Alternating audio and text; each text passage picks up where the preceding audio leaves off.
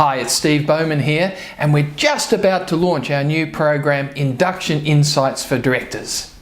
I just want to tell you a little story that I saw unfold a couple of months ago at a board meeting that I was part of. One of the directors had just joined the board and they'd been through an induction program, and they found it a quite useful induction program. And she actually had told me just prior to the board meeting that what she particularly enjoyed out of the induction program was the material on how to be strategic and how to ask strategic questions. And she said that she'd been practicing that for weeks before she actually joined her very first board meeting.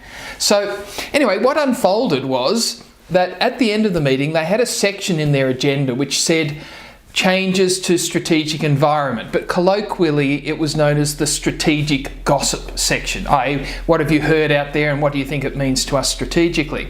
So at the end of the board meeting, under this section, strategic gossip, she said, through the chair, if I may, I have something that I'd like to raise with the board. I was at my auntie's nephew's barbecue at the weekend. Now that takes care of the gossip component of it.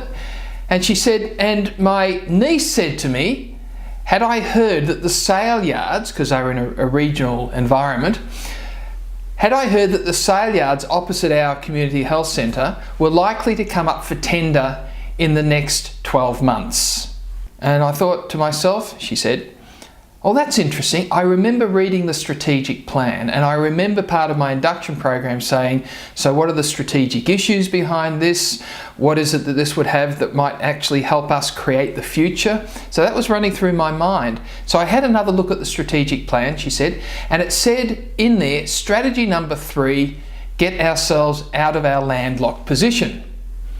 And so she said to the board, look, this information that I've just got from this barbecue I was at about the likelihood of the sale yards coming up for tender by the local council at the end of the year, would that have anything to do with strategy number 3, get ourselves out of our landlocked position?